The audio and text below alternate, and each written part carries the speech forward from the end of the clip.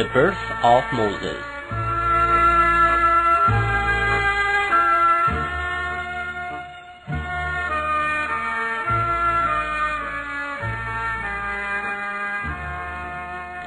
After the death of Jacob and his son Joseph, Egypt was ruled by a succession of kings who were called pharaohs. They were cruel rulers who practiced terrible injustice on poor people and oppressed them. People were all suffering from the oppressions of pharaohs, but could not do anything about it, and had to quietly bear everything. This injustice was going on until Pharaoh had a very strange dream one night. Upon this, he immediately called the astronomers and dream interpreters. When they all attended to his presence, he began to describe his dream for them and said, "Oh, I don't know what it was. Maybe it was a nightmare.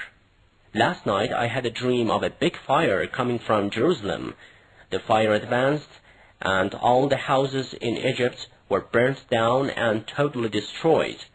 Now can you interpret this dream and tell me what it might mean?"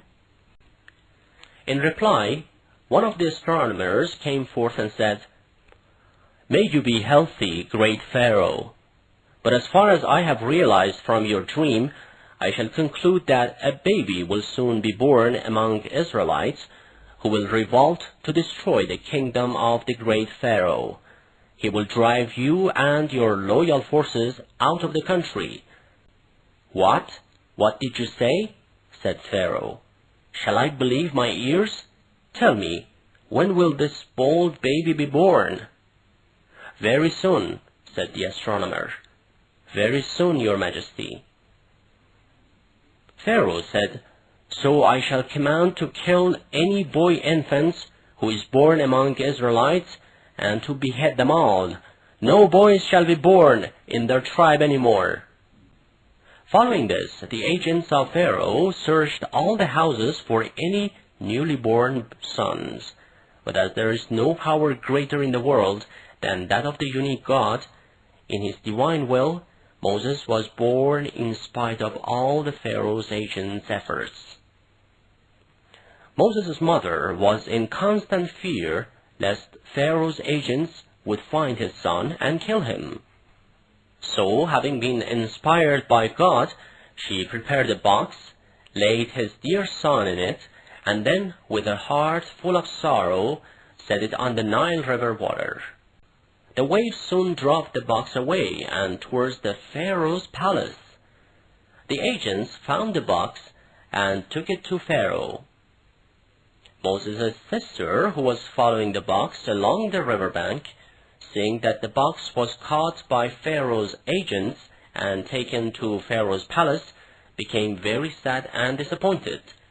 No sooner had Pharaoh seen the baby than he commanded to kill him. But his wife ran toward him and said, "No, don't kill this beautiful baby.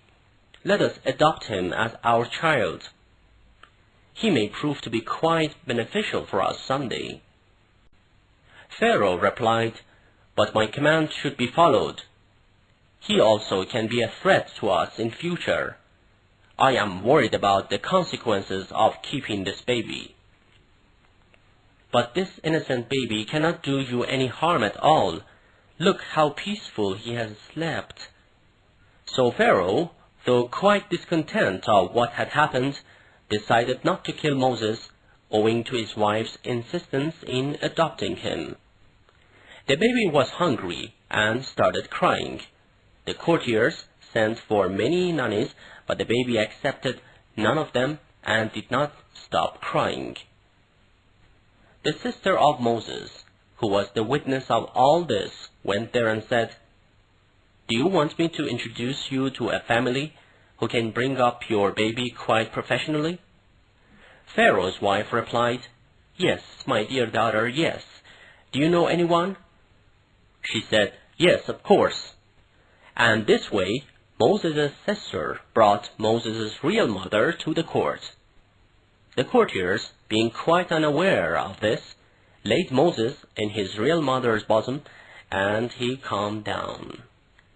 This was how the divine promise came true.